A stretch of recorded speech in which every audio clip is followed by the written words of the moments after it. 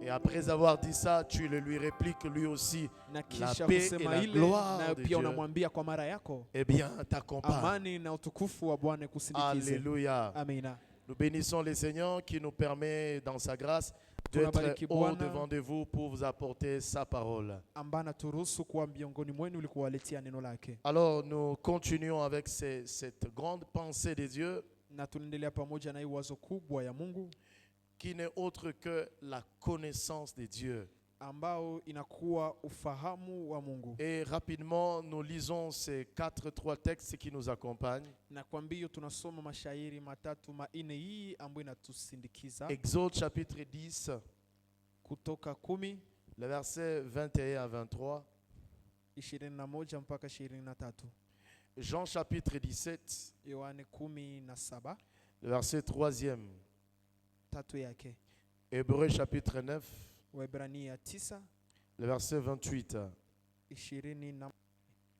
Et nous sommes en train de lire le livre de Genèse aussi, Na tutakuwa nasoma kitabu kia Mwanzo pia à son premier chapitre.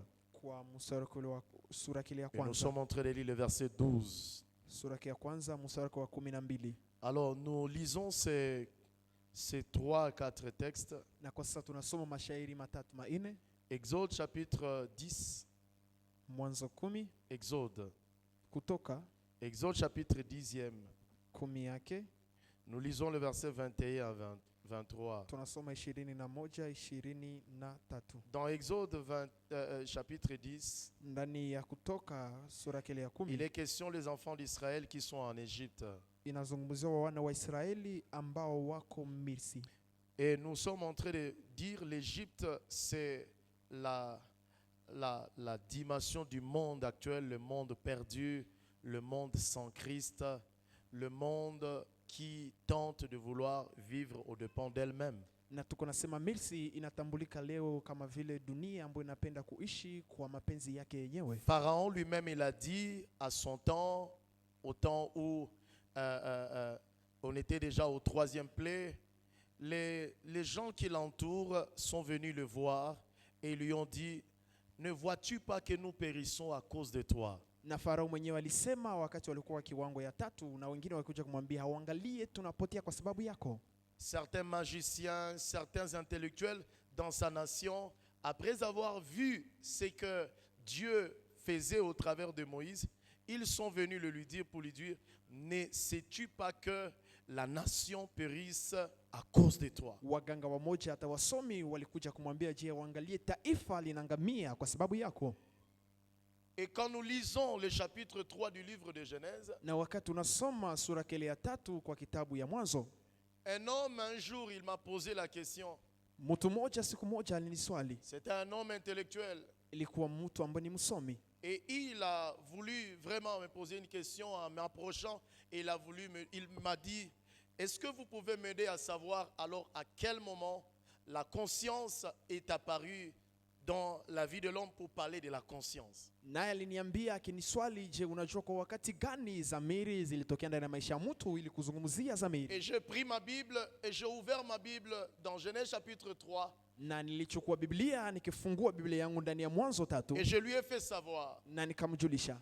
Dieu au chapitre 1er et 2, il dit à l'homme, Mungu kwa sura kile ya 2 ya 3 anamwambia tout est mwanadamu, bon en créant, et quand il créa l'homme, il a dit que tout est extrêmement bon. yote ni mazuri kwa kuumba, na wakati aliumba mwanadamu akasema kweli yote ni mzuri zaidi. Et il lui a dit, je place l'arbre de la connaissance du bien et du mal. Na akamwambia ninaweka mti wa kujua mema na mabaya. Et il lui a dit, le jour où tu en mangeras, c'est le jour où tu mourras. Na kumjulisha siku ambapo utakula na ni siku ambapo utafariki. Et les yeux de l'homme dans son naturel étaient ouverts. Na macho ya mwanadamu ndani ya utu wake wa kawaida Et ilikuwa quand nous imefunguliwa. lisons la Bible nous dit le jour où il a mangé à l'arbre, en mangeant la pomme qui était à l'arbre de la connaissance du bien et du Na mal. wakati tunasoma Biblia pale ambapo alikula tunda ambalo lilikuwa kwa mti wa kujua mema na mabaya. Et la Bible nous dit ses yeux s'ouvrirent. Na Biblia inatuambia kwa kweli macho yake kafunguka. Ce n'est pas les yeux physiques parce qu'au départ les yeux physiques étaient déjà ouverts. Si macho ya asili ya mwanadamu kwa sababu ilikuwa ishafunguka tayari.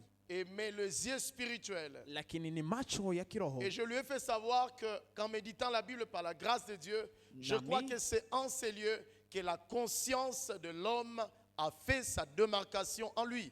Nami nikamjulisha kwa tafakari neno la Mungu, nikamwambia kwamba ni kwa wakati huu ndipo dhamira mwanadamu Et ilionekana je lui ndani ai fait mwake. savoir, comme j'aime toujours vous faire savoir de la parole de Dieu, c'est que Dieu, il n'a pas placé l'arbre de la connaissance du bien et du mal pour piéger l'homme. Na nikamjulisha ya kwamba Mungu hakuweka mti wa kujua mema na mabaya ili amtege mwanadamu, Parce que nous réfléchissons ensemble. kwa sababu kwa pamoja sote Quand Dieu tunatafakari. il créait et il disait que tout est bon, Wakati Mungu aliumba na kusema ya kwamba yote ni quand mazuri, il a créé l'homme, il a dit que tellement bon, na siku alimuumba mwanadamu akisema ni zuri zaidi. c'est que derrière tout ce que l'homme toucherait serait bon. Ni kusema nyuma ya yale yote ambayo mwanadamu anaweza gusa ingeweza kuwa vizuri. Et Dieu a placé, c'est juste pour simplement permettre à l'homme d'exercer son libre arbitre. Na Mungu akaweka ili ni kwa ajili kumruhusu mwanadamu aweze kutenda kwa uhuru wake. Et lorsque l'homme a exercé son libre arbitre, Na pale ambapo mwanadamu alitenda kwa uhuru wake, alors en allant et en mangeant à l'arbre de la connaissance du bien et du mal, na sasa kwa kuenda na kula kwa mti ule wa kujua mema na mabaya, alors je dis à cet homme intellectuel, je dis,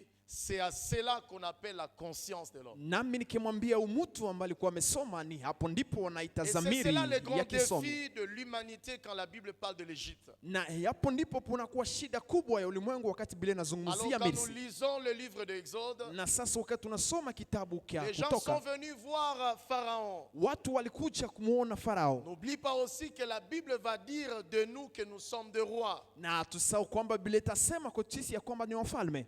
Et la Bible va dire dans Apocalypse qu'il a fait de nous un royaume. Na Biblia itasema ndani ya Ufunuo ya kwamba alitufanya sisi kuwa taifa. C'est lui qui est le grand roi. Ni ndiyo mfalme mkubwa. Christ, il est le grand roi. Kristo ni mfalme Et il mkubwa. fait de nous de rois. Nasi pia anatufanya kuwa wafalme. Le mot roi revient ici à son image.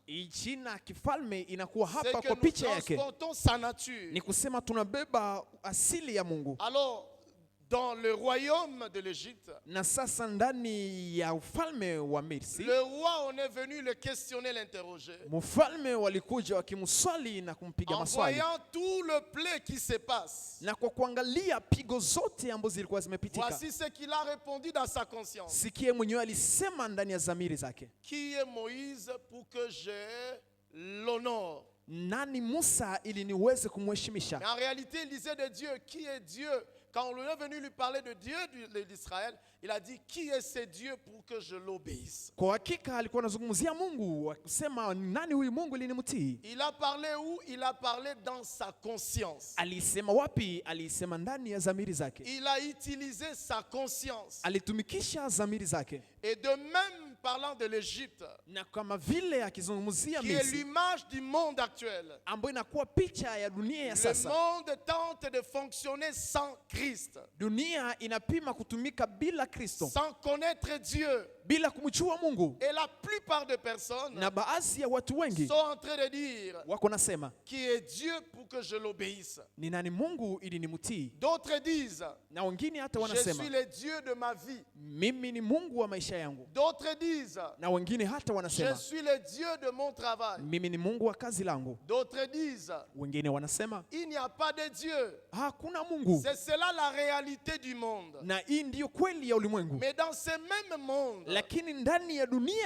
la hii, Bible nous fait savoir Biblia et inatujulisha qu'il y a un endroit en Égypte, ya kwamba pana nafasi moja Misri on a appelé Goshen ambapo paliitwa Goshen ou Gosen. ama Gozen. La Bible nous fait savoir Na Biblia qu'il y inatujulisha avait des personnes qui étaient. ya kwamba palikuwa na watu ambao Ces waliishi hapo, personnes qui étaient, on les appelle un peuple choisi. na watu wale wanaitwa taifa ambayo Le imechaguliwa, peuple choisi par l'Éternel. taifa ambayo imechaguliwa na Ce n'est Bwana, pas un peuple qui s'est auto-choisi. si taifa ambalo lilichagua lenyewe. Ça, c'est un problème actuel de l'évangile. Ili inakuwa shida ya sasa kwa Injili, Où les gens s'introduisent dans l'éternité de Dieu. ambao watu wanajiingiza ndani ya umilele wa Mungu, Ils s'auto-qualifient eux-mêmes. na pia wanajitambulisha wao wenyewe. Mais la Bible nous dit, Na Biblia un inatuambia peuple habitait à Goshen. na taifa ilikuwa naishi Goshen, Et la manière selon selon laquelle Goshen est choisi na namna ambapo Gosheni inachaguliwa n'est pas un fait aléatoire pour Joseph.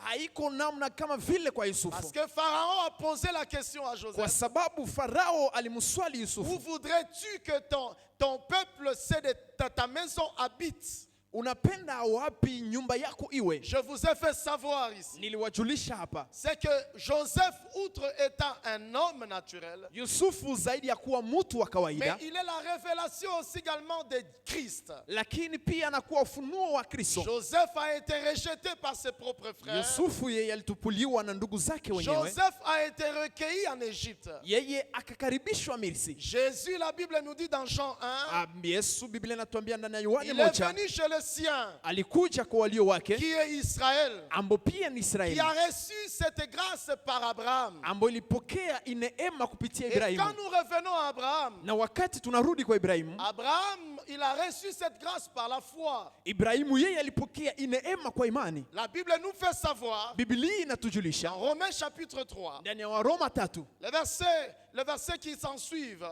23, shairi ambayo inafuata il dit 23, car tous sont péchés na inasema kwa sababu wote wametenda et ils dhambi sont privés de la gloire de Dieu. na wanakosa utukufu wa Mungu. Mais le livre de Genèse, Lakini kitabu cha Mwanzo étant positionné comme le livre de Genèse, ikiweka kama vile kitabu cha Mwanzo qui apparaît avant la loi, ambayo inatokea mbele ya est un sheria, signal fort de ce que nous expérimentons, ce que la Bible appelle le temps de l'amour de Dieu. lakini alama kubwa ambayo sisi tunaishi ni ile ambayo Biblia inaita wakati wa Le Mungu, temps de la grâce de Dieu. wakati wa neema ya Mungu. Alors Joseph étant rejeté, Na Yusufu yeye kwa kutupa kwake, quand il est parti en Égypte, pale ambapo alipoenda Misri, eh bien nous avons vu ensemble na kwa kweli tulitizama sote c'est kwa qu'il pamoja a été vendu par les ya Ismaélites. kwamba aliuzwa pamoja na Quand Waismailite. il est entré dans la maison d'un homme qu'on appelle Potiphar, Wakati aliingia ndani ya nyumba ya mtu ambaye la anaitwa Bible nous dit Potifar, que les choses qui stagnaient ont commencé à pousser. Biblia inatuambia mambo ambayo kwenda vizuri ilianza kwenda C'est cela vizuri. la présence et la venue de Jésus dans notre vie. Ile inakuwa mfano wa uwepo wa Yesu Kristo Toute ndani ya maisha personne yetu. qui reçoit le Christ Kila mtu ambaye anapokea Kristo avec un cœur réellement reconnaissant, pamoja na moyo kweli kweli et wa shukurani, il travaille na et anaitumikia, il laisse à ce que celui qui est venu travaille avec lui. na anaacha yule ambaye alikuja Parce atumike que pamoja naye, lorsque Potiphar a découvert Joseph, kwa sababu wakati Potifa alimtambua Yusufu, Potiphar est entré dans le repos. Potifari aliingia ndani ya C'est pumziko, cela ce que Jésus vient faire dans notre vie. na ni ile ambayo Yesu Kristo anakuja tenda ndani ya Nous maisha ne yetu. sommes pas sauvés à cause des œuvres. Hatuokolewi kwa sababu ya matendo Mais fulani, le Christ accomplit les œuvres à notre place. lakini Kristo anatimiza matendo kwa nafasi yetu sisi. Alléluia.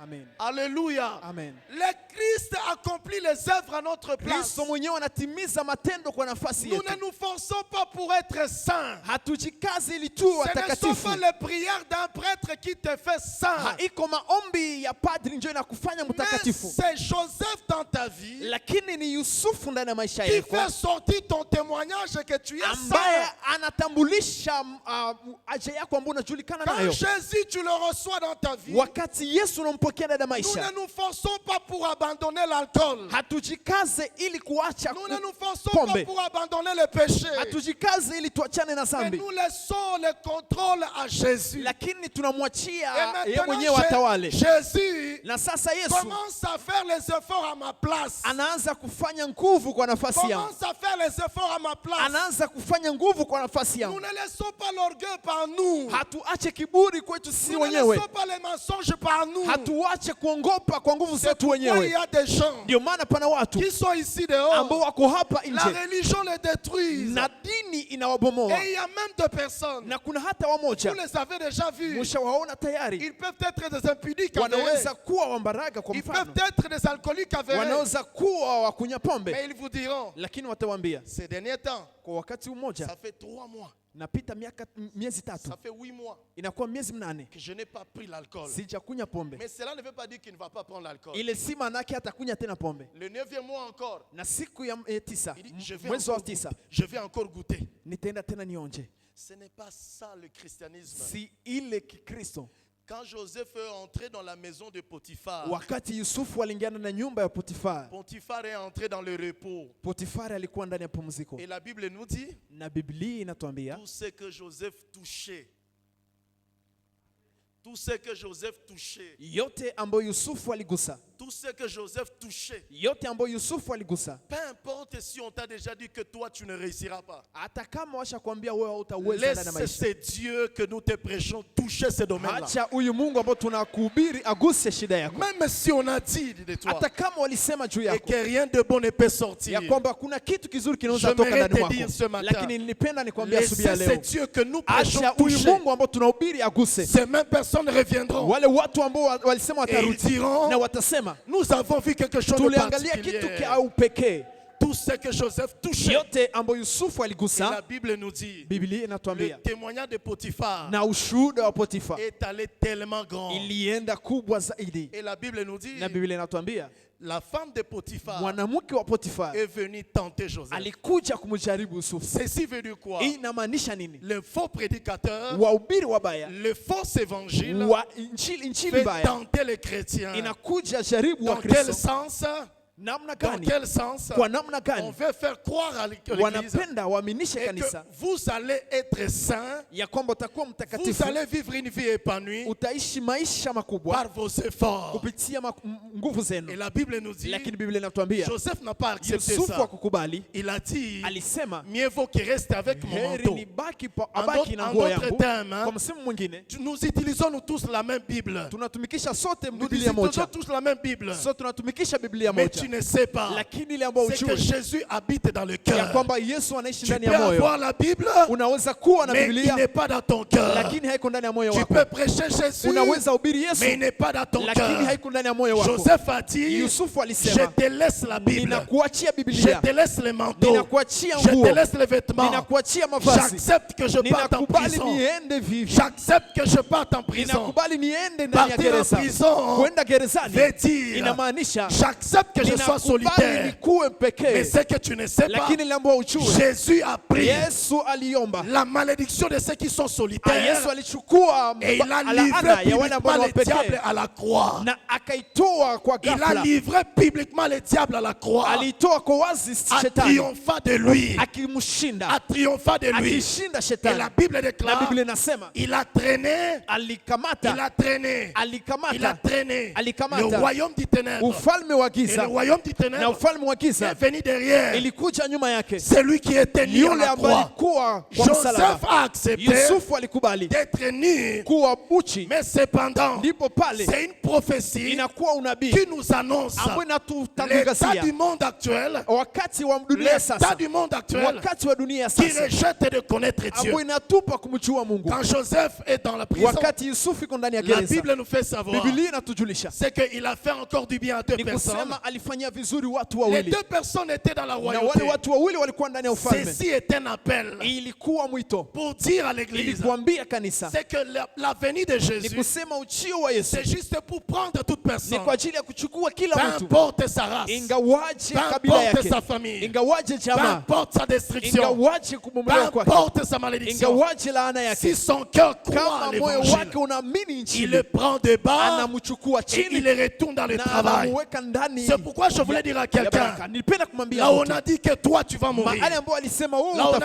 utafariki, toi tu as perdu mahali ambapo l'espérance, walisema wewe là où on umepoteza a dit que tumaini, les démons vont finir mahali avec ambapo toi, walisema pepo là où on a zitakumaliza, dit tout. mahali ambapo Je voulais walisema t'annoncer yote. ce matin, Nilipenda kutangazia par asubuhi ya devers leo celui qui te parle au travers kupitia de yule moi, ambaye anakuzungumzia je kupitia voulais mimi. déclarer Nilipenda que kukiri tu retourneras dans ya ce travail, kwamba utarudi ndani ya que ile tu kazi, retourneras le chemin, ya kwamba utapata que tu njia, retourneras dans le mariage, utarudi ndani ya que ndoa, tu verras les enfants revenir, utaona watoto que tu wanakuja, verras les choses abondantes, utaangalia mambo ya que tu utele, verras les choses abondantes, utaangalia mambo tu kwa verras ta utele, santé renaître. utaangalia afya yako Et inazaliwa la upya. Bible nous dit, Na Biblia inatuambia Joseph a fait du bien. Yusufu aliwafanyia Et la vizuri, Bible nous dit, na Biblia inatuambia cela a appelé Pharaon, ile ilimuita Farao afin d'appeler Joseph ili amuite Yusufu et naye d'amener Joseph encore na kumuleta Yusufu tena dans la grande gloire. ndani ya utukufu C'est cela mkubwa. l'évangile Ni ile ndiyo injili qui nous veut encore comprendre ambayo inapenda angependa ati tuelewe l'état du monde actuel, wakati wa dunia ou sasa, alors Pharaon peut dire, mahali ambapo Farao anaweza kusema je n'ai pas besoin de Dieu. sina haja ya Mungu, Je n'ai pas besoin de Dieu. sina haja ya Mungu. Mais à Goshen,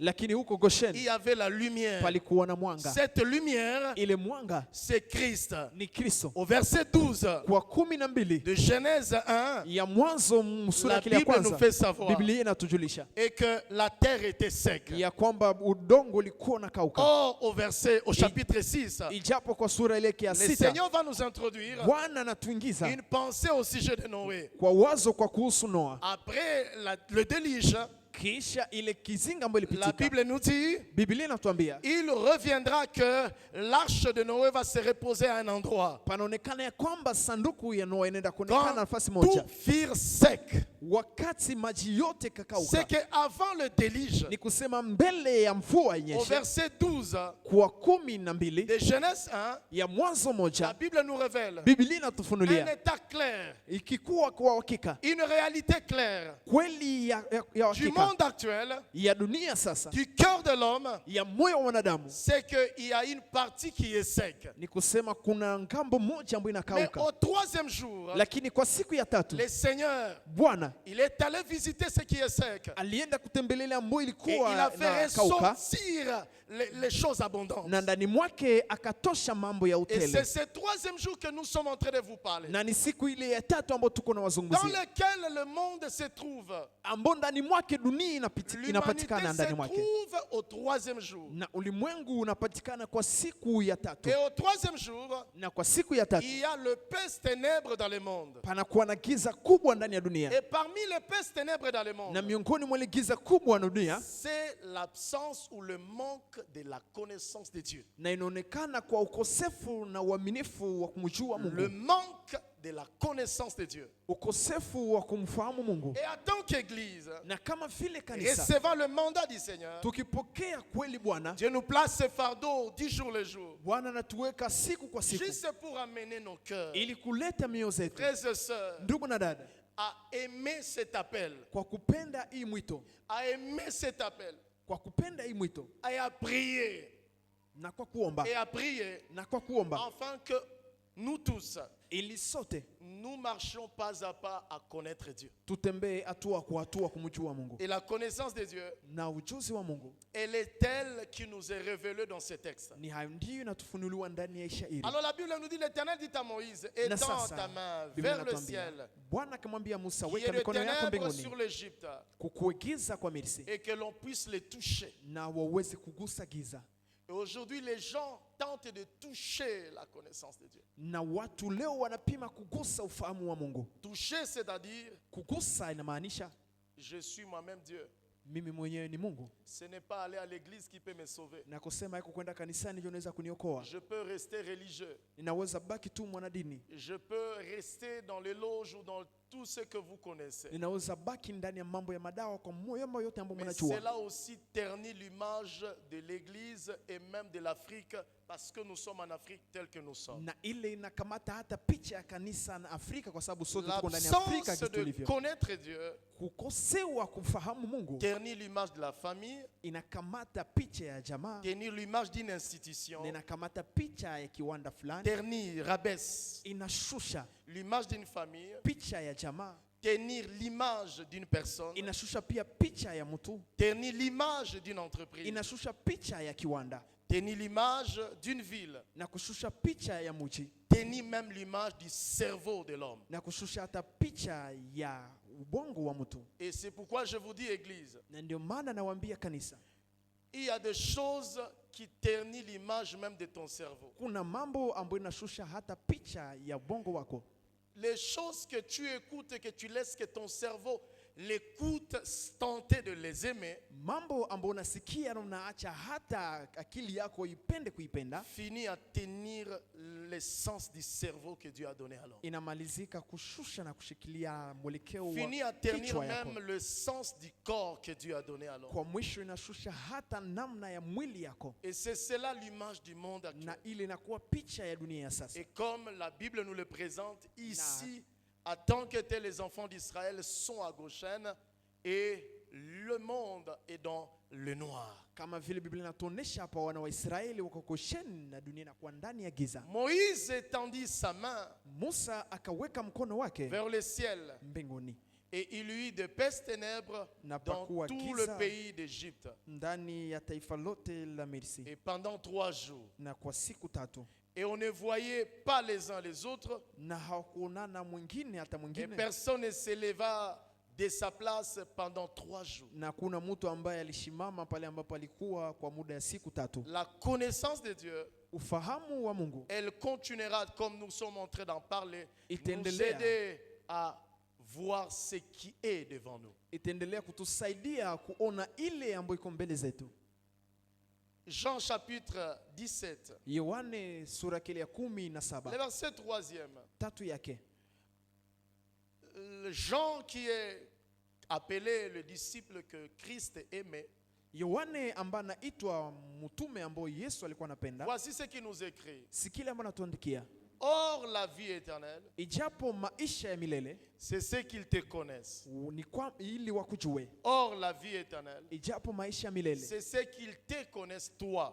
ili kwamba wakujue wewe. Dieu veut que nous les connaissions. Mungu anapenda tuweze kumjua. Ne te dis pas que tu connais tous les habits de ce monde si tu ne connais pas Dieu. Usijisifu ya kwamba unajua mavazi yote ya dunia hii kama umjue Mungu. Ne te loue pas de ton argent si tu ne connais pas Dieu. Usijisifu kwa pesa yako kama umjue Mungu. Parce que l'apôtre Jacques va dire, Kwa sababu mtume Yakobo atasema, aussi longtemps que l'argent ne sert pas comme serviteur dans tes mains, kwa zaidi ambapo pesa haitumike kama vile mtumishi mzuri kwa mikono yako, aussi longtemps que l'argent dans tes mains ne sert pas comme esclave dans tes mains, kama pesa kwa mikono yako itumike kama vile mtumwa kwa mikono yako, tu es devenu esclave de l'argent. umekuwa mtumwa wa pesa. C'est pourquoi il y a des personnes, Ndio maana kuna watu ils sont prêts à tout. ambao wako tayari kwa yote. Ils peuvent perdre l'argent Anaweza kupoteza pesa et ils sont prêts à se tuer. na iko tayari hata kujiua, Parce que le malin kwa sababu shetani a travaillé par la femme de Potiphar ametumika kupitia mke wa Potifar juste pour voler l'évangile ili tu aibe injili et juste pour prêcher ce qui est amusant. na ajili tu aibe ile ambayo inafurahisha. Et c'est cela aussi le malheur et le comble de l'église dans ces 3e jours. Na ni ile inakuwa hole na shida ya kanisa kwa siku ya 3. Et il y a des personnes, Na kuna watu eh bien, qu'ils sont prêts à tout. kwa kweli ambao wako tayari kwa yote. Toutes ces personnes que vous voyez, même la lapidation de l'argent dans ces pays, Hawa watu wote ambao mnaona hata kwa wizi wa pesa ambao mnaona est une preuve. inakuwa wanaonyesha kwamba Et que beaucoup de personnes ya kwamba watu wengi ont reçu tellement un mauvais enseignement. wamepokea mafundisho mabaya, Et cet enseignement est en train de produire ce qu'ils sont. na ile mafundisho iko na zaa gizi wako Et ils deviennent des esclaves. na wanakuwa watuma. Des gens sont capables de sacrifier des générations. Watu wako tayari kuua hata Juste vizazi pour eux-mêmes. kwa ajili yao Et on wenyewe, ne laisse rien pour des générations. na waache kitu kwa ajili ya Et quand vizazi. il est question de dire quelque chose qu'on a laissé pour des Na générations, wakati ni swala kuzungumzia kitu kwa ajili ya ce sont kizazi, des choses, il n'y a pas de longue durée. na ni mambo ambayo haina muda mrefu. Donc il y a des gens qui sont possédés par des démons. Ni kusema kuna watu ambao wanakuwa na mapepo, Mais les démons qu'on appellerait des démons bien habillés à bien. lakini pepo ambao wataitwa vizuri, ambao zinavaa Comme vizuri, ma Bible déclare dans le Marc, kama vile Biblia yangu nasema ndani ya Marko, le fou de Gadara était habillé en beaucoup de démons. mchai wa Gadara alikuwa anavaa mavazi Et mengi. donc, si on se mettait de parler, de faire de cette apologie pour aider l'Église à comprendre, c'est que c'est un grand, un vaste domaine. Mais connaître Dieu est tellement si précieux et si important et qui nous aide par la connaissance de Dieu à voir même le diable là où il est caché d'une manière subtile que personne ne peut le voir. Na kumjua Mungu inatusaidia kumuona hata shetani kwa namna ya hila ambao hakuna mtu anaweza kumuona. Nous sommes dans cette nation, Tunakuwa ile taifa, nous sommes dans des obédiences tunakuwa ndani ya makanisa où il n'y a pas une sécurité. ambapo hapana amani na ulinzi Mais mzuri. cela vient de quoi? Lakini hii inatokana na nini? Parce que beaucoup de personnes, Kwa sababu watu wengi ils ont une très mauvaise perception de l'argent. wanakuwa na mwonekano mbaya wa kuona Mais pesa. l'apôtre Jacques dit, Lakini mtume Yakobo Pour anasema Dieu, Mungu l'argent pesa n'est ni bon ni mauvais, haiko hata baya ama nzuri, mais l'argent doit être serviteur lakini pesa inabidi iwe mtumishi dans le main. ndani ya mikono. Des couples sont capables de se tuer aujourd'hui. Na ndoa ziko tayari kuuana isiku. Des gens se marient par intérêt, Watu wanaoana kwa faida tu, non pas par l'amour de Dieu. hapana kwa upendo wa Mungu. Mais tout ça pourquoi? Hii yote kwa nini? À la fin de pousser que l'un l'autre meure vite pour que je reste avec l'intérêt. Kwa mwisho ili kwamba mmoja afariki mbio na mimi nibaki na faida. Derrière ceci, Na nyuma ya haya c'est yote parce que les intentions dans le cœur de plusieurs, ni kwa sababu lengo ndani ya mioyo ya watu wengi ce n'est pas que l'argent serve comme serviteur dans leurs mains, haiko ni kwamba pesa iweze kutumika kama vile mtumishi, mais ils deviennent serviteurs de l'argent. lakini wao wanakuwa watumwa wa pesa. Or Dieu, quand il t'a créé, il m'a créé. Ijapo Mungu wakati alipokuumba na Il kuniumba a dit, il était très bon, alisema ilikuwa vizuri, mais aussi il a dit na kweli à l'homme, alisema kwa mwanadamu domine sur toutes choses. utawale juu ya mambo yote. Lorsque tu n'as pas encore dominé à l'argent par le travail, Wakati haujatawala pesa kwa kazi, c'est-à-dire que même lorsque l'Éternel te demande de l'adorer de l'adorer par toi, ni kusema hata Bwana na kuomba umwabudu kwa mwenyewe,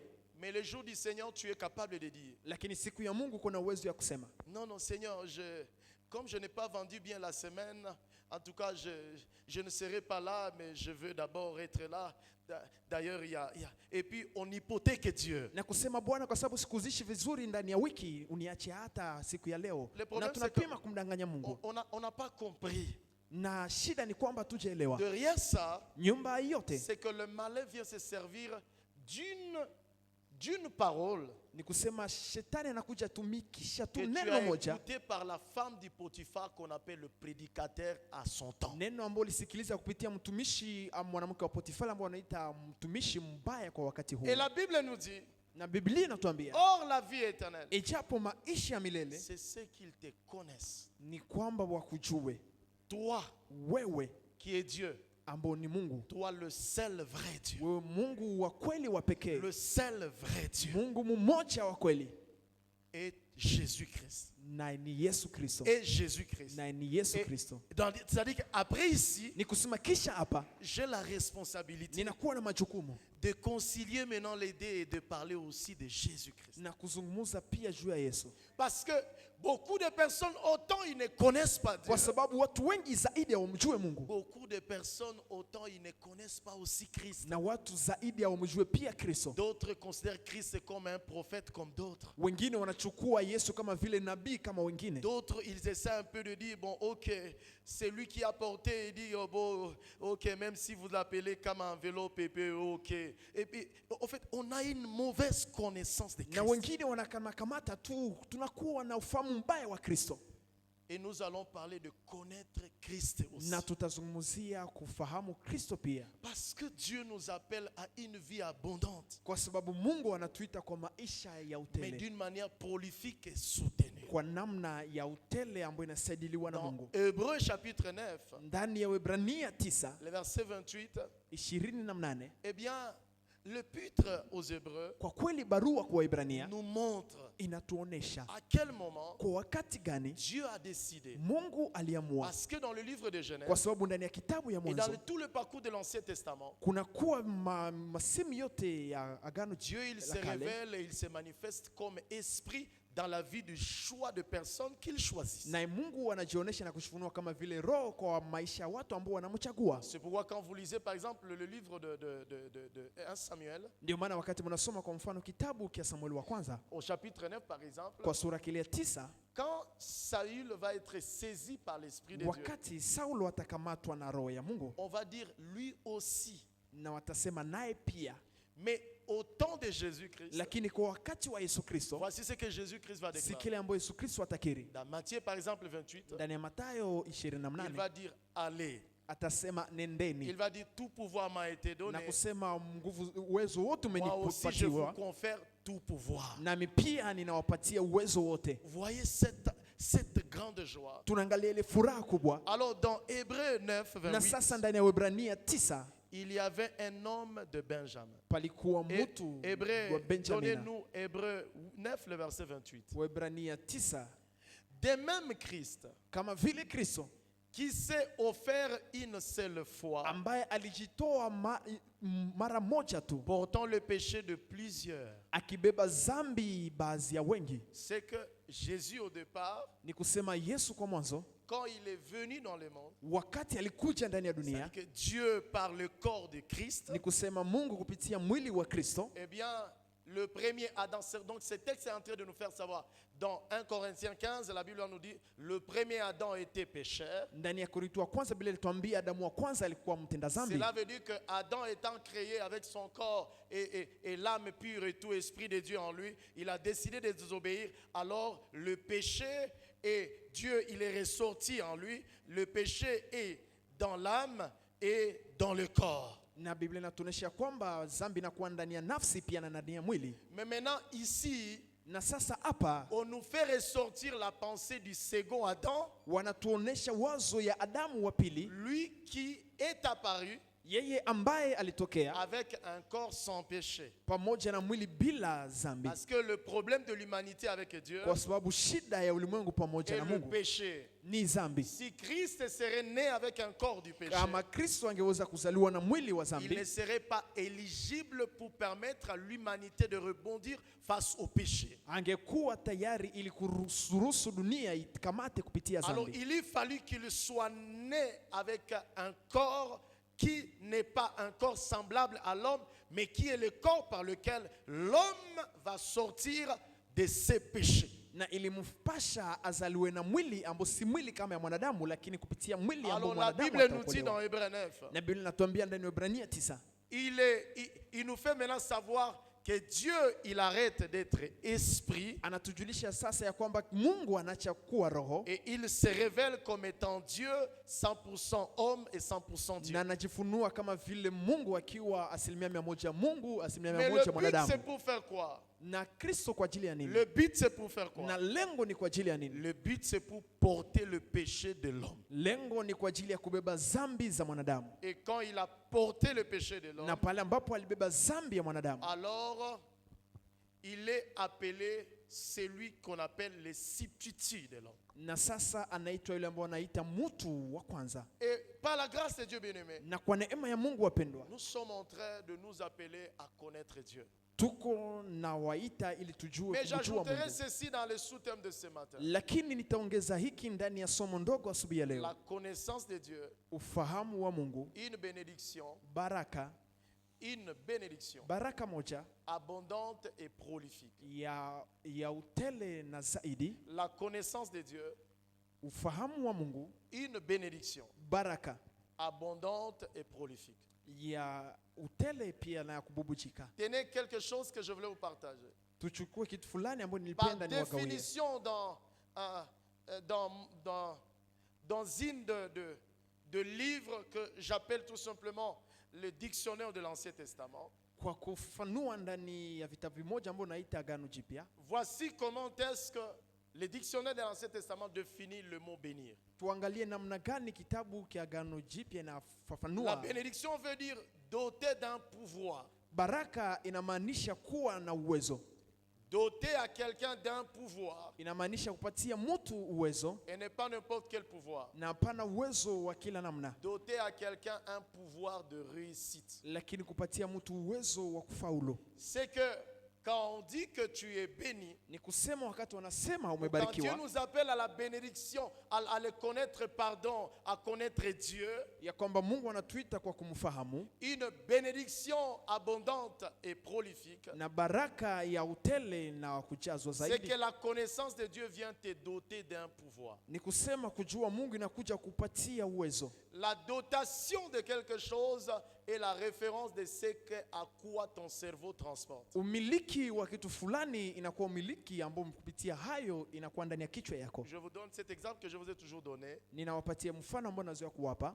L'avion a été inventé par deux chrétiens, Orville et Hubert White. Na ndege ilianzishwa na Wakristo wawili ambao ni Wakristo. Ce n'est pas tous ceux que vous pensez qui ont commencé l'avion, mais c'est deux chrétiens. Si wale wote ambao sisi tunajua ambao walianzisha ndege, lakini ni Wakristo Quand vous wawili. entrez dans le monde aujourd'hui de la technologie, Na wakati unaingia ndani ya dunia leo ya teknolojia, la technologie avance. teknolojia inaendelea Elle tente d'intimider. na inaonesha kama vile inaogopesha. Il y a tellement de Airbus, Kuna kuwa zaidi ya mambo makubwa. de beaux avions, Kuna kuwa ndege de nzuri. grands et de beaux et de Boeing, comme ceci, comme cela. Kuna kuwa mandege nzuri kama hizi na kama na zingine. Mais pour le vrai chrétien, Lakini kwa Mkristo mzuri, dont Dieu voudrait que par ce canal, à le connaître et en nous mettant à l'exposition de ceci, ambao Mungu alipenda kupitia njia hii kujua na kutuweka kwa ngambo ya que hiki, nous sachions ya kwamba tuweze kuelewa et que l'avion a été inventé par deux chrétiens. ya kwamba ndege ilianzishwa kwa mwanzo na Wakristo wawili. Secoue un peu ton voisin de gauche et de droite, dis-le-lui, tu n'as pas dormi la nuit. Et Tingiza tu es en train de jirani wa dormir. kushoto na kuume na kumwambia, je, haukusinzia usiku? Essaie un peu de lui poser la question. Pima kumswali, Tu peux dormir devant Dieu comme ça. kwa nini unaweza lala mbele ya Mungu hivyo? Et puis quand nous allons sortir, tu as dit que non, tu étais devant Dieu. Bénir veut dire Baraka inamaanisha doter à quelqu'un kumilikisha mtu du pouvoir. na uwezo.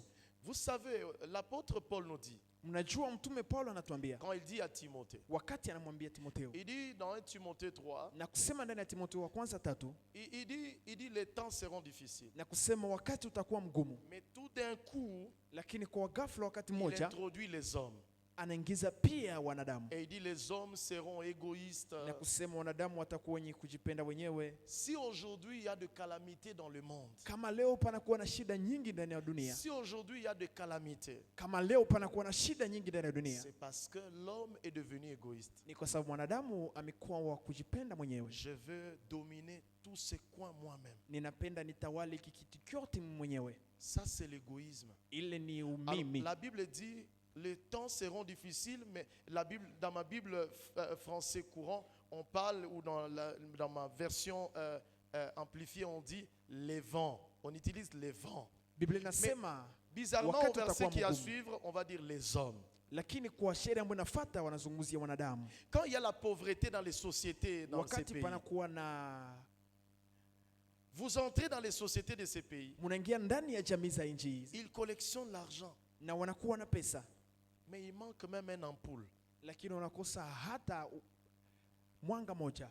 Quand vous entrez, on demande, on dit, où est la toilette? Na wakati munaingia unauliza ni wapi choo, Vous entrez derrière, unaenda huko nyuma, ils collectionnent l'argent, mais il y a une petite toilette comme ça. wao wanabakiza pesa, lakini kunakuwa tu choo kidogo Et hivi, puis il y a comme un rideau sale, un sac.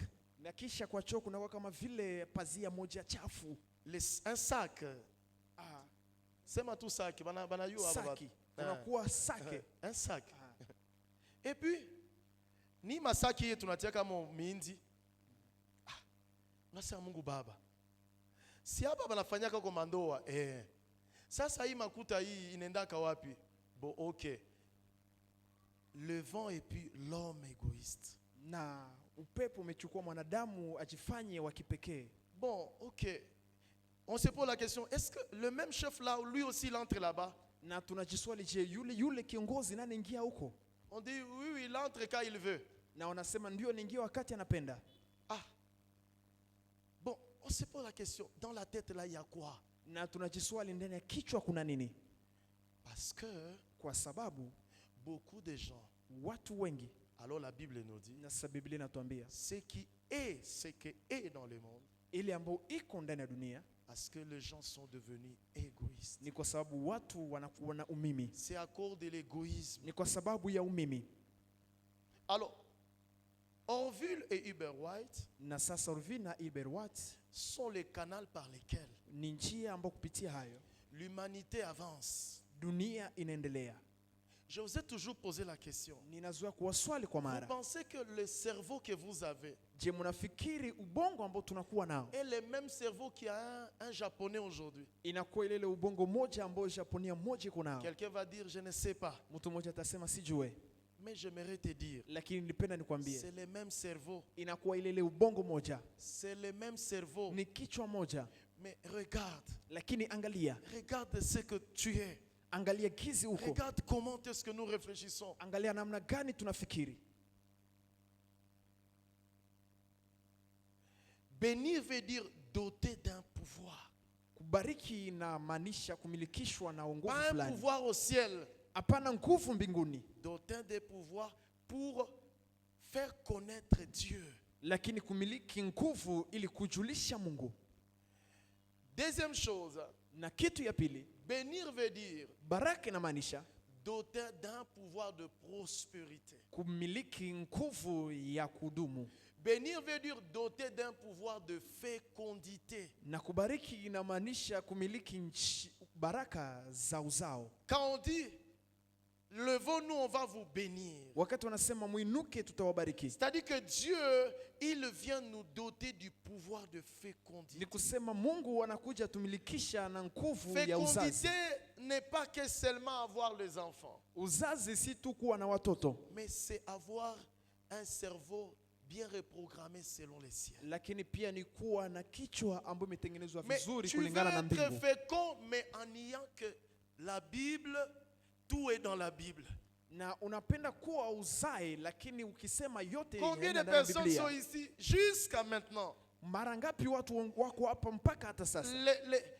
La prédication de la femme de Potiphar Mahubiri ya mwanamke wa Potifa t'a fait croire que tout n'est pas dans la Bible. imewapatia imani na kusema yote si ndani ya Biblia. Voilà le sort de ta vie maintenant. Angalia matokeo ya maisha yako sasa. Même quand on peut te remettre de millions dans tes mains, Hata wakati unaweza kupatia milioni ya pesa kwa même quand mikono on yako, peut t'élever dans le travail, hata pale wanaweza kuinua ndani ya kazi, tout ce que tu sais, yote ambayo unajua c'est celui qui m'a embauché qui doit même acheter le papier. ni yule ambaye alinipa kazi ndio anauza hata pepa hii. Au fait, vous n'avez pas un plan de fécondité en vous. Ni hamuna hata mpango wa uzao ndani mwetu.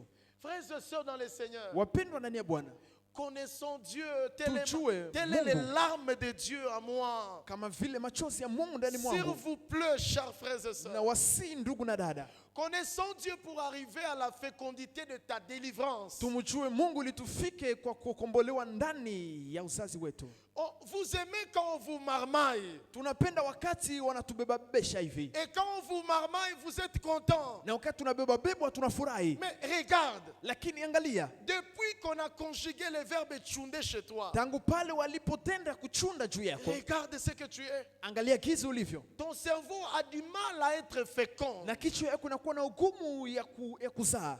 Mais tout ce que ton cerveau cherche, Lakini ile yote ambayo kichwa yako inatafuta, à quand je vais être élevé? wakati gani nitainuliwa? Mais avec quel genre de cerveau de fécondité? Utainuliwa pamoja na kichwa gani ya uzao? Avec quel genre de fardeau de fécondité? Pamoja na kichwa gani ya uzao? Si Dieu permet que tu les serves, Kama Mungu anaruhusu mutumikie, vous allez les servir avec quel genre de mentalité de fécondité? utamtumikia pamoja na namna gani ya akili za uzao? Quand la Bible dit tu es béni, Wakati Biblia nasema umebarikiwa, c'est que tu reçois ni kusema unapokea doté du pouvoir de la longévité. na unamilikishwa nguvu ya maisha C'est marefu. pourquoi la Bible peut nous parler de Moïse par exemple. Ndio maana Biblia inaweza kuzungumzia Musa kwa mfano. Il vécut 120 ans. Yeye aliishi miaka La 1100 longévité n'est pas bonne à rien dans la Bible. na maisha marefu si C'est que kitu oui, kibaya nous ndani ya allons au Biblia, ciel pour vivre éternellement. lakini tunaenda kweli mbinguni kuishi milele. Mais lorsque vous n'aimez pas la longévité que Dieu vous propose, Lakini wakati pale hatupende maisha marefu ambayo Mungu anatupa, Satan va venir injecter dans votre vie l'absence de comprendre c'est quoi la longévité. Shetani atakuja kuleta ndani ya maisha yenu kutokujua nini kuishi maisha Il est marefu. écrit dans ma Bible, Ambapo naandikiwa na Biblia yangu, une génération s'en va kizazi moja kinaenda et une autre la na remplace. kingine Mais kinakikomboa. maintenant, celle qui doit remplacer celle qui est partie. Na sasa kizazi ambacho kinagomboa kile ambacho kilienda. Vous savez, dans le naturel, Unajua ndani ya ulimwengu wa kawaida, lorsque on nomme un chef, wakati wanatia kiongozi à remplacement de notre chef en une entité, ambaye anagomboa mwingine kiongozi kwa nafasi il moja, doit se passer ce qu'on appelle la remise et reprise. na kuna pitii kile ambayo wanaita kupeana vitu. Ça veut dire dans le côté de Dieu, Ni kusema kwa ngambo ya Mungu, être approché de Dieu, kuwa mbele ya Mungu, et Dieu commence à dire, na Mungu anaanza kusema, si nous on a tenu 120 ans, kama sisi tulishikilia miaka c'est parce 120 qu'on a marché dans cette voie, dans cette voie, dans celle-ci, et Dieu est venu accomplir. ni kwa sababu tutembea ndani ya njia na hii na ile, na Mungu alikuja Mais kutimiza. maintenant, si une génération n'a pas une autre qui doit le dire, Na sasa kama kizazi hakina kingine ambayo inabidi le kikiseme, diable vient les balloter. na shetani anakuja kuwapiga, kuwaharibu. Alors le diable, il est très content. Na sasa shetani anafurahi. C'est pourquoi ces 2 jours ici, je priais et maintenant je quittais ici. Je suis en train de descendre, c'était une nuit. Dieu commence à me parler. Ndio maana hapa siku nilikuwa naomba na nilikuwa nashuka, ilikuwa usiku moja, na Mungu akaanza kunizungumzia Et m'a dit na de kuniambia, nous dire, ne permettons pas que le diable détruise la ville alors que nous sommes là en portant le Seigneur. na Mungu akiniambia tusiruhusu shetani abomoe muji, ijapo sisi tuko hapa tunakuwa na Mungu. Laisse-moi vous dire, Acha niwaambie, aujourd'hui, leo hii environ déjà 30%, même 40% déjà, asilimia 30 hata 40 sont ivres matin, midi et soir. wanalewa asubuhi, jioni na magharibi, Et on produit ces choses aux yeux de tout le monde. na hii vyote vinajengwa kwa macho ya watu wengi, Et les gens acclament. na watu wanashangilia hivyo. Mais ce que vous devez savoir, chrétiens, Lakini ile ambayo inabidi tujue wa ce que nous Kristo, devons savoir, ile ambayo inabidi tujue c'est que petit à petit, le diable est en train de détruire l'avenir de cette vie. ni kusema kidogo kwa kidogo shetani kuna bomoa ujio wa hii taifa. Et la détruire dans quel sens? Na kuibomoa kwa namna gani? C'est ce que la Bible parle. Ni ile ambayo Biblia inasema, Lorsque Satan, wakati shetani il a écouté la parole de Dieu sur la postérité de la femme qui l'écrasera la tête. alisikia neno la Mungu juu ya mtoto wa mwanamke ambaye atamvunja kichwa, Alors Satan pensait que la postérité de la femme c'est Abel. na shetani alifikiri kwamba kizazi cha mwanamke ni Abeli, C'est Abel qui l'écrasera la tête. ni Abeli ndiye atamvunja kichwa. Alors il est allé s'encharner sur Caïn. Na sasa alienda kupigana na Kaini, Il a entraîné le cœur de Caïn de haïr Abel. na akaleta moyo wa Kaini aweze kumchukia Abeli. Satan est en train d'entraîner le cœur de la jeunesse dans la prostitution, les filles dans la prostitution, les jeunes déjà dans l'alcool, tout ceci, les adultes dans la corruption, les ceci ou les cela. Bref, il y a beaucoup de choses. Na shetani kunachelewesha maisha ya vijana ndani ya pombe, ndani ya wanasherati, ndani ya mambo mengi. Et la Bible nous dit, Na Biblia inatuambia Caïn tua Abel. Kaini akamuua Abeli. Et quand Abel est mort, Na wakati Abeli alifariki, il y a eu l'absence, palikuwa ukosefu un vide. na palikuwa na utupu. Et quand la Bible dit à la naissance de Seth, Na wakati Biblia inatuambia kwa kuzaliwa kwa Seti, c'est alors encore que le nom de l'Éternel fut invoqué. ndipo pale tena jina la Bwana likaweza kuitwa. Aujourd'hui, Satan est en train de tuer la ville Leo hii shetani kunaua mji par de faux mariages. na ndoa mbaya, Et puis les gens appellent ça mariage. na watu wanaita ile inakuwa ndoa, Yakatofanda. kuja tuikale. Et puis les gens sont comme ça. Et puis quand vous leur posez la question, non, mtoto wetu ashakaolewa. Na Non, watu wako hivi, na wakati mnawauliza wanasema mtoto wetu ashaolewa. non, non, ce n'est pas comme ça. Si hivyo, Vous n'êtes pas ça. hamko hivyo, Parce que kwa sababu Satan sait, shetani anajua, il veut tuer Abel vite. anapenda amuue Abeli mbio, Et puis pour régner. ili aweze sasa kutawala. Et au bout d'un certain temps, Na kwa wakati mmoja, la Bible nous dit, Biblia inatuambia les noms de l'Éternel furent invoqués. na jina la milele likaitwa tena siku nyingine. Vous n'avez pas idée ce qui s'est passé Hatuna wazo dans kwa cette ile histoire. ambayo ilipitika ndani ya ile mazingira. La longévité, c'est toute une garantie d'une génération. Maisha marefu inakuwa mazuri kwa Elles kizazi, permettent une société d'être épargnée des dégâts. inaruhusu jamii itoke ndani ya shida. Qui de vous sait quel jour tel ou tel va mourir? Nani miongoni mwetu anajua siku fulani fulani na fulani watafariki? Et quand la mort arrive, elle n'informe personne. Na kifo kinafika akijulishi hata mtu. C'est le jour où l'oncle va venir. Na ni siku ambapo mjomba atakuja. Dans ces pays, il y a des tribus et des tribus. Ndani ya inchi kuna kuwa kabila na makabila. On ne peut pas enterrer quelqu'un sans qu'on ait doté la personne. Hawezi zika mtu bila kupana mali. Et c'est ce jour-là on cherche tout ça. Na ni ile siku ndio natafuta vile vyote.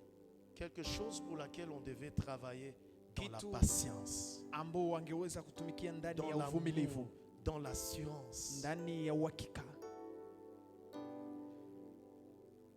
la connaissance de Dieu, kujua Mungu, une bénédiction de reproduction prolifique. baraka ya uzao wa utele. Tenez ceci, Église. Tuchukue hii kanisa. L'absence de connaître Dieu, Ukosefu wa kumjua Mungu, les diables s'en servent pour épuiser quelqu'un. shetani anaitumikisha ili atoshe mtu. L'absence ou le manque de connaître Dieu, Ukosefu wa kumjua Mungu, le diable s'en sert pour épuiser une famille, na shetani anaitumikisha ili avidule jamaa pour moja, épuiser une société, na avidule jamii, pour épuiser une obédience, ili avidule kanisa moja, pour épuiser, ili avidule na amalize, chokeshe. ili achokeshe. Ça devient épuisant. Na inakuwa ya kuchokesha.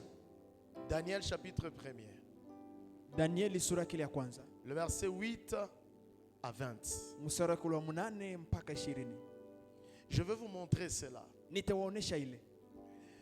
Église, Kanisa, Archois et Archoises, wa Arshwa na wa Arshwaz, vous qui travaillez, nyinyi ambao mnatumika, vous qui avez l'opportunité par la grâce de Dieu nyinyi ambao mnapata fursa kwa neema ya Mungu de demander au Seigneur de vous bénir, na kumwomba Mungu awabariki. je voulais dire, Nilipenda kuambia vous qui étudiez, nyinyi ambao mnasoma vous bado, qui demain Dieu va vous donner des diplômes, nyinyi ambao kesho Mungu atawapatia vitu, nous qui servons Dieu, sisi ambao tunamtumikia Mungu, et vous qui prêchez aujourd'hui et demain par la grâce de na Dieu, nyinyi va faire que vous prêchez. ambao mnahubiri leo na kwa kesho kwa ambao neema Mungu atafanya Je mhubiri. voulais vous dire de tout cœur, Nilipenda niwaambie kwa moyo wote, le manque de connaître Dieu, ukosefu wa kumjua Mungu, les diables s'en servent shetani anitumikisha par la suite pour vous épuiser. kwa kufata ili awachokeshe. Daniel 1, Danieli 1 le verset 8 à 20. 8 mpaka 20. Daniel résolut de ne pas s'essuyer Na Danieli akaamua asijichafue par le main du roi, kwa mikono ya mfalme, mais la nourriture, kwa chakula ya mfalme, par le main du roi kupitia chakula ya et mfalme, par le vin dont le roi buvait. na kwa kinywaji ambacho mfalme alikunywa. Il y a des gens Kuna watu qui ont mal interprété certaines vérités de Dieu ambao wametafakari vibaya kweli moja za Mungu, et qui disent, na ambao wanasema unaweza kulewa mais usilewe sana. Ce sont des prédications qui sont ici dehors. na ni mahubiri ambayo iko hapa nje, Et d'autres ajoutent, na wengine wanaongeza, Mungu akukatala ukunywe, mais alikatala njoo usilewe.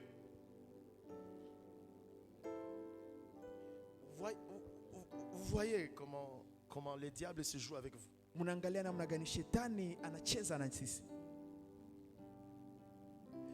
Daniel résolut Danieli akaamua de ne pas s'essuyer. asijishafule. Ça vient de quoi? Inatokana na nini?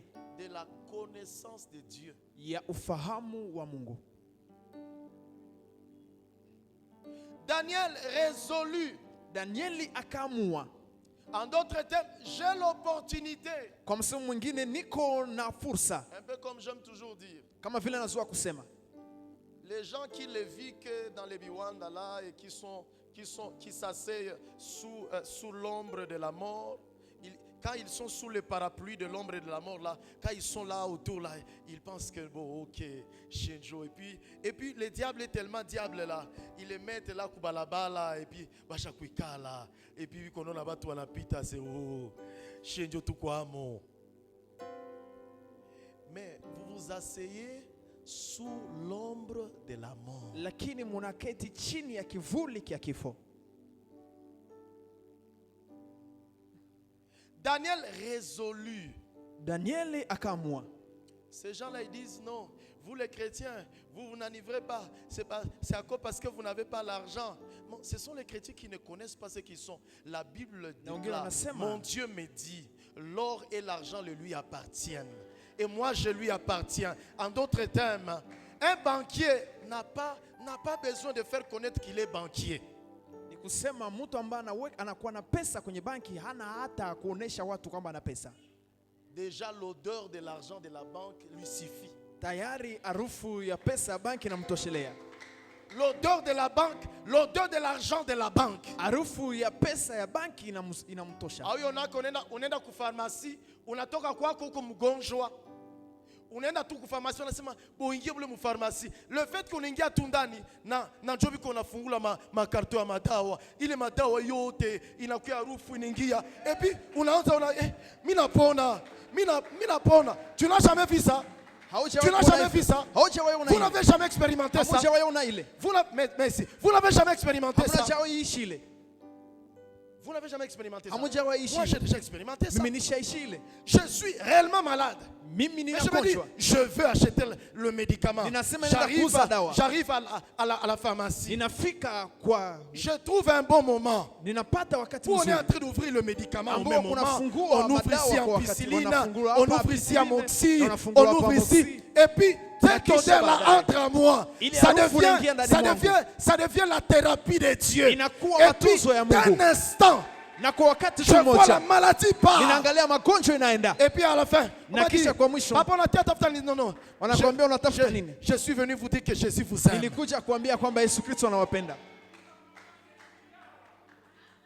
Je suis venu vous dire que Jésus vous aime. Alors ces gens-là, ils vous trompent. Non, vous les chrétiens, vous n'avez pas l'argent.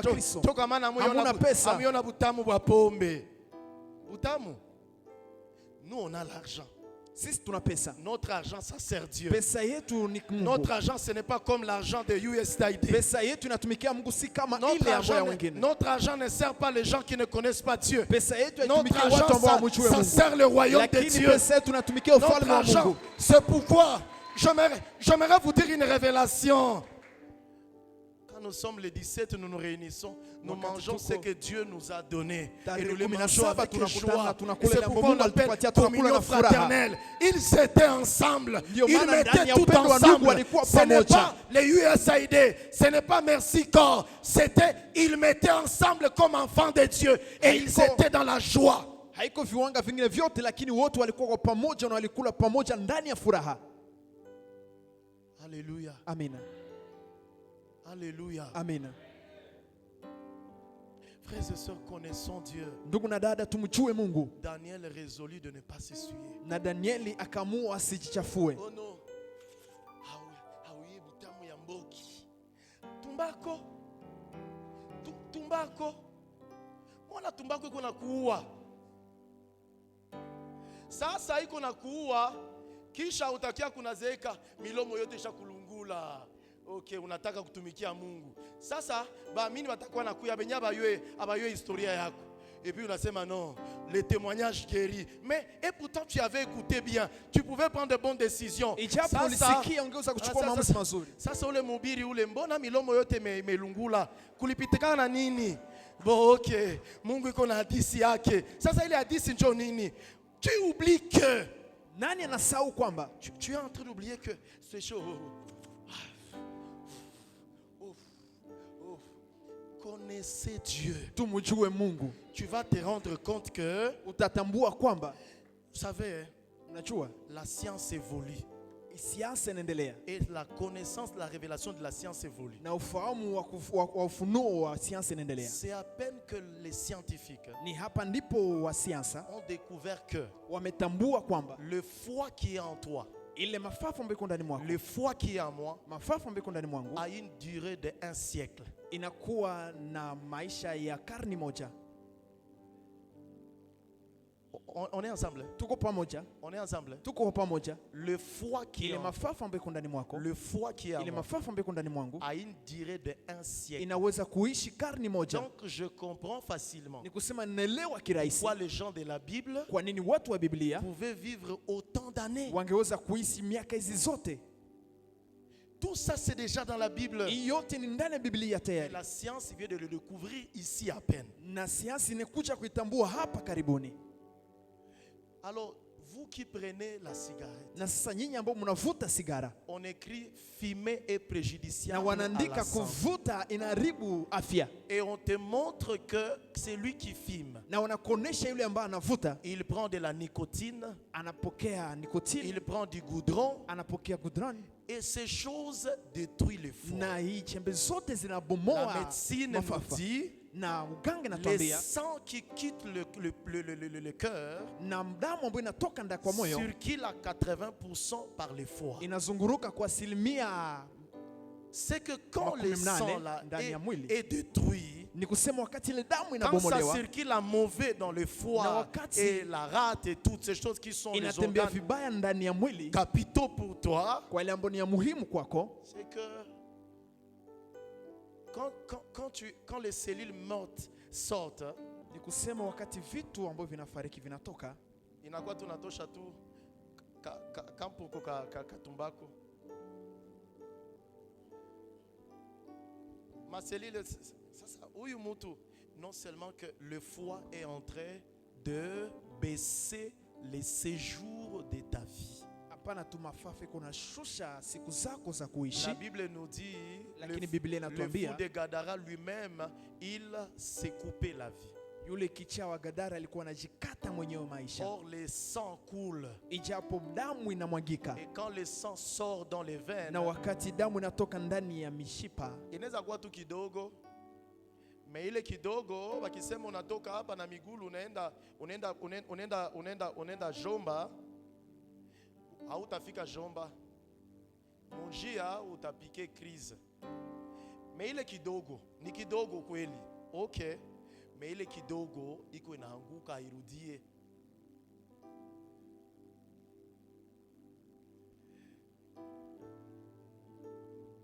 Oh non, quand je filme, j'oublie le problème. Tu n'oublies rien. hapana, wakati navuta na sahau shida, hausahau kitu. Les problèmes sont là. Shida ziko tu hapo. Daniel est résolu de ne pas s'essuyer. Danieli akaamua asijiue. Le manque de connaître Dieu Kukosa kumjua Mungu permet à Dieu, au diable, pardon, inaruhusu shetani de t'épuiser. kukumaliza, De t'épuiser. kukuchokesha. Oh non, ima siku mienjo star wa mupombe wa banamuke. Oh non, banakuliza unesha makazi ngapi? Non, mimi neshaka 4. Kama si esha 4 vraiment, en tout cas si atoka hapo. Aya quoi ta problème? Ton cerveau là est en train de diminuer le sens pourquoi Dieu il doit passer par ton cerveau pour que bitu bizuri bionekane. Na akili yako ikawapoteza mwelekeo ambao Mungu inabidi apitie akili zako ili Mungu mwenyewe aonekane. Le fusée que vous voyez, le fusée. Ile fize ambayo tunaangalia, Le premier homme à marcher sur Mars s'appelle Lance Armstrong. mtu wa kwanza ambaye alitembea kwa dunia nyingine Mars Mais inaitwa ce n'est pas Lance Lance Armstrong, Armstrong qui a inventé les fusées. na ni kupitia yeye ndipo alianzisha ile Ce n'est chombo. pas lui qui a inventé les fusées. Si yeye ambaye alikianzisha, Mais celui qui a inventé les fusées, c'est un chrétien. lakini yule ambaye alianzisha ni Mkristo. Il a été déporté par l'Amérique après la Première Guerre mondiale. Avant la Alibebwa Première Guerre na mondiale. Marekani mbele ya vita ya Mais il kwanza ya venait de dunia. l'Allemagne, mais c'est un chrétien. Alikuwa anatoka Almani naye ni Je Mkristo. vous parlerai bien de lui parce qu'il y a une prédication par rapport à l'héritage dont je vais vous parler. Nitawazungumzia vizuri kwa sababu kuna baraka na utajiri ambao nitawazungumzia. Jusqu'aujourd'hui, Mpaka leo, malgré que le fusée est inventé, hata kama ile fize inatengenezwa tena vupya, et les fusées permettent aux astrologues de voyager, aux na astronautes de kuruhusu voyager. watu tena kusafiri, Mais c'est un chrétien qui l'a inventé. lakini ni Mkristo ambaye alianzisha. Lorsque tu passes la longueur de tes journées dans le péché, oh non, minjo minatoka na ule papa, unaona na ule chef mwa shakui masiku, minjo minatoka naye, unaona na ule nani ule directeur, minjo demu wake. Aya kwa ta problème? wewe ukwe vile tu, mais uko na tupusisha mafize zenye zipasha kuya evante, kisha watu banaenda hata kuline, banatembea kisha banarudia. Mais wewe uko tu mi enjo mina lalaka naye, et puis unakonte manombre ya avortement, et puis unasema unaona sana kwa unaona kile kipasula kiangu hapa jo kwa maana, et puis unaona jo kwa maana hii masiku kama mina njo unaona kama mina vala kale ka hapa hivi. Non, bile biote ça montre que oui ayua kukichwa yako kule mambo Mungu aliweka. Le manque de connaître Dieu, kukosa kumjua Mungu, inakufa unakuwa tu mtu kama kawaida watu wengine. Mais tu as un diplôme, lakini una cheti. Tu as un diplôme, Una cheti, un diplôme de l'université. cheti ya chuo kikuu. J'aime toujours vous dire ici à l'église, Ninazuia kuambia hapa kanisani, réussir ce n'est pas dit bon, ok, il a obtenu mention distinction. kuweza si kusema aliweza akifaulu zaidi. Tu ne sais pas que si tu vas à Birere, il y a les cachets et les diplômes mention distinction. Haujui ukienda Birere hapa Goma kuna kuwa vyeti ambavyo vina uwezo wa faulu na Et vinauzwa. les sceaux de toutes les universités du monde entier, même y compris les sceaux de l'université de l'Europe. Na kuna kuwa hata muhuri wa ngine nchi ya nchi. Mais, Lakini tu as un diplôme. unakuwa na cheti. Mais, au fait, tu cours derrière quoi? Unakimbia nyuma ya nini? Réussir, ce n'est pas le fait d'avoir de gros points. Kuweza si kiwango ya kuwa na pointi nyingi. Mais avoir le gros point fait partie de la réussite. Lakini kuwa na pointi nyingi Mais na kuwa miongoni réussir, c'est. mwa kufaulu. Mais réussir veut dire. Lakini kufaulu inamaanisha, Dieu m'a enseigné des années et je continue à Bwana prêcher sur ça. amenifundisha miaka nyingi, naendelea kusema juu yake. Réussir veut dire Kuweza inamaanisha prendre une donnée kuchukua kitu kimoja selon apprise à l'école. kama vile ulijifunza shuleni. Tu peux ou ne pas avoir satisfait, Unaweza kuwa haukuweza zaidi, mais prendre une donnée lakini kuchukua kitu fulani et l'additionner na kuiongeza face aux défis de la vie mbele ya shida za maisha et rebondir avec supériorité. na kujibu pamoja na ukubwa. C'est ça là ce qu'on appelle le réussir les Nini études. ndio naita kufaulu masomo. Il y a les gens qui veulent réussir à tout prix. Kuna watu ambao wanapenda waweze kwa kila namna. On peut dire que l'élève a repris la classe. Wanaweza sema mtoto ameshindwa Ça fait mal, masomo, oui. inalumisha Mais kweli, cela ne veut pas dire que tu as repris. lakini si kusema ya kwamba umeanzisha upya. Mais tu peux seulement connaître un retrait. Lakini na unaweza kuwa umechelewa. Tu prends le même donné Nachukua ile et masomo tu affrontes avec eux les défis de la vie. na unapigana nao pamoja na shida za Et maisha tu rebondis et tu réussis. na unajibu hivyo na unaweza. C'est ça ce qu'on appelle Ni réussir. ile ndio naita kuweza.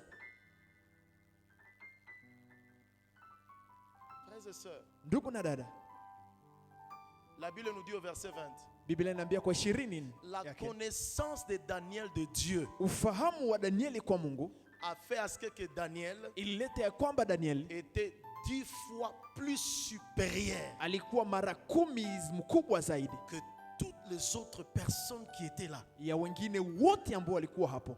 C'est cela l'appel de Dieu pour Ni l'église. ile mwito wa Mungu kwa kanisa. C'est cela l'appel de Dieu pour l'église. Ni ile mwito wa Mungu wa kanisa. Vous pensez que Dieu nous a envoyés pour bâtir son église comme une église nyumba kumukongo? Munazani Mungu alituita kujenga kanisa kama vile kanisa nyuma ya Non. mgongo? Il nous a préparés. Nous savons que s'il y a un travail la plus difficile, c'est de bâtir nos vies. Alituita na kujua kwamba kama kuna kazi kubwa ni ya kujenga maisha yetu. Mais Dieu Lakini Mungu nous y fera arriver. atatufikisha. Dieu Mungu t'y fera arriver. atakufikisha. Dieu, Mungu, c'est Dieu ici, huyu Mungu avec qui tu es en alliance. ambao uko naye agano, J'aimerais te rassurer. ninapenda nikuhakikishie, Il te fera arriver. atakufikisha. Il nous y fera arriver. Atatufikisha sote. Je sais ninachua que les démons te résisteront. ya kwamba pepo zitakushimamia, Mais je n'ai pas peur. lakini sina woga. Quand je regarde chaque jour Wakati naona kila les siku démons qui te troublent, pepo ambazo ça zinakuchanganya, me donne un plus de sourire. inanipatia tena kucheka Mais zaidi. je me redis, Lakini nilipenda les niseme démons ne resteront pas ile dans ta vie. pepo hazitabaki ndani ya Les maisha. diables ne dominera pas dans ta vie. Shetani hata dumu ndani ya Les maisha yako. diables ne continuera pas à se jouer de Shetani toi. hataendelea namna Les hiyo. diables ne continuera pas à te jouer de toi. Shetani hataendelea kucheza juu yako. Je sais Ninachua que tu fais face à la ya stérilité, kwamba unapitia que tu utasa, fais face aux problèmes. unapitia shida, J'aimerais te rassurer. lakini nilipenda Les nikuhakikishie dieux avec qui nous ya sommes en kwamba alliance, Mungu ambao tuko naye il agano va balayer la stérilité. atafagia hii Il utasa va wote, balayer l'échec. atafagia Il kushindwa, va balayer. atafagia ile C'est yote. Dieu. Huyu Mungu C'est Dieu. ni Mungu, C'est Dieu huyu Mungu avec qui ambao tuko nous sommes en alliance. tuko naye agano C'est un Dieu ni puissant. Mungu mwenye nguvu, C'est un Dieu vrai. ni Mungu wa Un kweli, Dieu réel. Mungu wa Il kweli. va balayer. Atafagia, Il va balayer. atafagia Et nous nous verrons monter. na Et nous atatupandisha resterons humbles à ses pieds. na tutabaki wavumulivu Il kwa nous miguu fera yake. monter. Atatupandisha Et nous prêcherons sa na vérité. tutahubiri Nous kweli ne yake, comprometterons pas sa parole. hatutajidanganya. Ils nous feront monter. Atatupandisha Et son œuvre na grandira. kazi yake Sa itaendelea renommée na grandira. ujulikani wake Et la utaendelea joie, na la furaha, paix, la gloire amani na utukufu sera notre partage. itakuwa yetu sisi sote.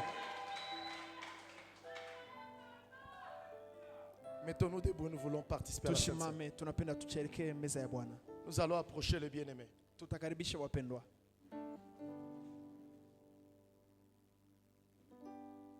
N'accepte pas que le diable, Usikubali kwamba shetani, n'accepte pas que le diable, usikubali ya kwamba shetani, n'accepte pas que le diable tusikubali kwamba shetani t'épuise pour rien.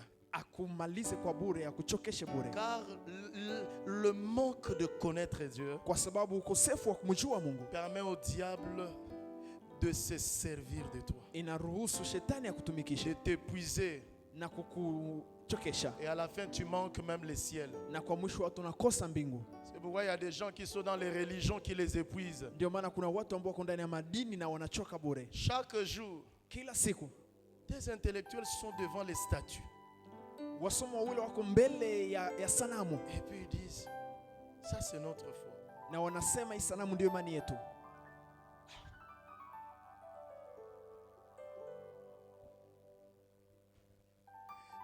Le manque de connaître Dieu Ukosefu wa kumjua Mungu permet au diable de s'en servir et de te puiser. inapatia shetani njia akutumikishe na Et kuchokeshe, tu deviens un bon à rien pour le ciel. na unakuwa mtu bure kwa mbingu.